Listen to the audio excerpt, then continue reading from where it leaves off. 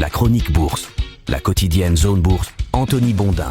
Bonjour à toutes et à tous, bienvenue dans ce point de marché Zone Bourse. Nous sommes le jeudi 12 mars 2026. Ça s'appelle ce matin un marché de histoires. Depuis le début de conflit au Moyen-Orient, les actions ont enregistré des replis limités. Une réaction qui indique que les investisseurs misent toujours sur un conflit de courte durée. Le pétrole, lui, il raconte une histoire un peu différente. Alors commençons par le point d'attention du moment, le pétrole donc. Hier, l'Agence internationale de l'énergie a proposé le déblocage de 400 millions de barils puisés dans les réserves stratégiques de ses pays membres. L'objectif, c'est de fluidifier un marché sous pression depuis la fermeture de facto du détroit d'Ormuz et donc de faire redescendre les cours. L'annonce qui a été effectuée vers 15h n'a pourtant pas vraiment provoqué de mouvements importants. Dans la matinée d'ailleurs, lorsque Bloomberg avait révélé l'information, autour de 10h du matin, le baril de Brent avait même gagné $3. Une réaction bien sûr qui est plutôt contre-intuitive puisque plus d'offres sur un marché devrait faire baisser les prix. Oui mais voilà, nous parlons ici de la mobilisation de jusqu'à un tiers des réserves des pays membres de l'AIE, mais taper dans les stocks stratégiques laisse entendre aux investisseurs que les perturbations sur le marché pétrolier seront assez longues. Et puis l'équilibre sur le marché pétrolier est une affaire de flux, pas de stock. La question essentielle, c'est de savoir combien de barils supplémentaires peuvent être mis sur le marché chaque jour. Citigroup, par exemple, estime qu'entre 11 et 16 millions de barils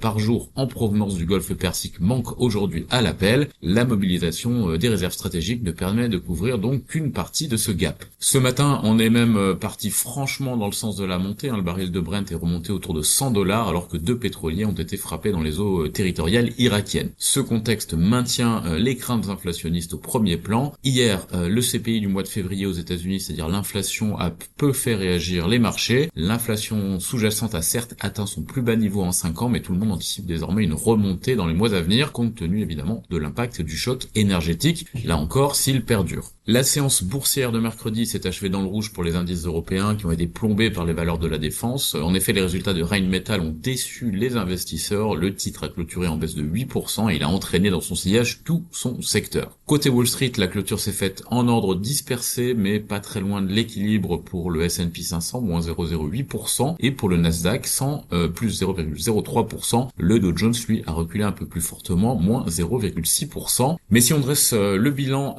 depuis 10 jours, les indices américains s'en sortent vraiment bien. Le S&P 500 est en recul de seulement 2% depuis le vendredi 27 février, c'est-à-dire J-1 du déclenchement de l'opération américano-israélienne. La baisse, on en a déjà parlé, est plus importante en Europe, qui est plus exposée au choc énergétique. Le Stoxx 600 affiche 5% de repli, mais on peut dire que ça reste quand même un recul relativement limité pour des indices qui étaient proches de leur record historique. Alors qu'est-ce que ça signifie ? Eh bien que les actions semblent toujours acheter l'idée que le conflit sera de courte durée, un sentiment qui est renforcé par les différentes déclarations de Donald Trump depuis le début de la semaine. Après avoir estimé que la guerre pourrait prendre fin très bientôt, il a dit hier à Axios qu'il n'y avait de toute façon plus rien à détruire en Iran, ou presque. Mais là on peut se demander, et c'est la question que pose le marché, si on ne surestime pas la capacité de Donald Trump à écrire le scénario. Ce n'est pas comme le jour de la libération, il ne suffit pas d'imposer puis d'enlever les droits de douane. Le président américain a déclenché un conflit régional aux répercussions mondiales. Les gardiens de la révolution côté iranien ont d'ailleurs répondu à Donald Trump que ce sont eux qui décideront de la fin du conflit. Bon, évidemment, ils ne peuvent pas dire autre chose, mais même un régime iranien très affaibli peut garder une grande capacité de nuisance et perturber pendant des mois le trafic dans le détroit d'Ormuz ou dans le Golfe. On l'a encore vu cette nuit. Les marchés aujourd'hui vont prendre connaissance dans l'après-midi d'une nouvelle série de statistiques aux États-Unis, notamment l'emploi, l'immobilier et l'import-export, mais l'attention est quand même ailleurs, sur le pétrole donc, on vient d'en parler longuement, mais aussi sur ce qu'on appelle la dette privée, c'est-à-dire l'énorme somme de crédits accordés par des institutions financières non bancaires à des entreprises non cotées,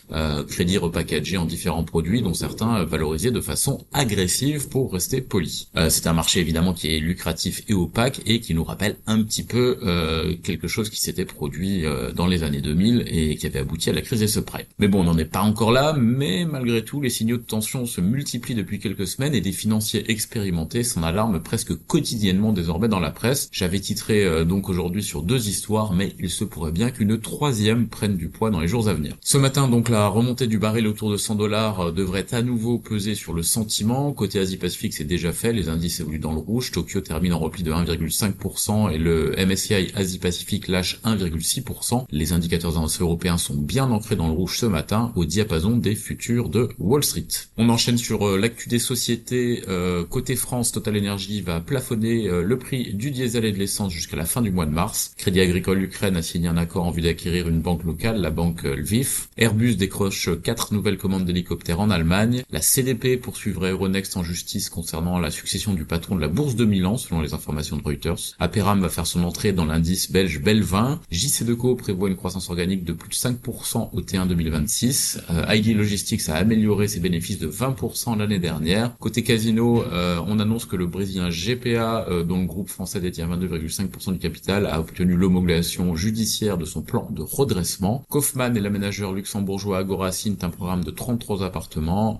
Abivax accorde une période d'exclusivité à AstraZeneca en vue d'un rachat, selon les informations de la lettre. On a aussi pas mal d'actu du côté de small cap comme Osmoson, Amoeba, NFL, Bioscience ou Monakea. Et aussi beaucoup de résultats de mid et de small, les chiffres notamment de Sword, Neurone, Antin, Morel, Ruby, Sogeclair, Manitou, Damartex, TFF, Lançon, BCC, Partouche, Serge Ferrari ou encore Gerbet. Ailleurs en Europe, pas mal de chiffres là encore, BMW, Generali, RWE, Hannover Re, Swiss Life, Alma, Informa ou encore le groupe Bruxelles-Lambert. Par ailleurs, SBM Offshore remplacera Randstad dans l'indice AEX néerlandais. Holcim se renforce en Colombie. Salvatore Ferragamo prévoit d'avoir fermé 70 boutiques entre 2025 et 2026. Allianz et Sun Life envisageraient de déposer des offres pour HSBC Life Singapour selon Bloomberg. Et Munters annonce la nomination de Stéphane Aspman en qualité de CEO. En Amérique du Nord, Tillman Fertitta est en discussion exclusive pour acheter Caesars Entertainment. Morgan Stanley limite à son tour les sorties de ses fonds de crédit privés. Anthropic est en négociation avec Blackstone et d'autres sociétés de capital investissement pour créer une entreprise de conseil en IA, selon The Information. Netflix débourserait jusqu'à 600 millions de dollars pour la société de production par IA Interpositive, là encore selon Bloomberg. Atlassian va licencier environ 10% de ses effectifs. Les investisseurs auraient exigé d'importantes concessions lors de l'émission obligataire de 25 milliards de dollars de Salesforce mercredi, selon les informations obtenues par le FT. Microsoft prépare actuellement sa prochaine console Xbox. Palo Alto augmente son programme de rachat d'actions d'1 milliard de dollars et Donald Trump prévoit d'invoquer une loi d'urgence en faveur de la société cotée Sable Offshore alors que l'entreprise cherche à relancer la production d'un groupe de plateformes offshore en Californie. Sur l'agenda des publications en Amérique du Nord, Adobe,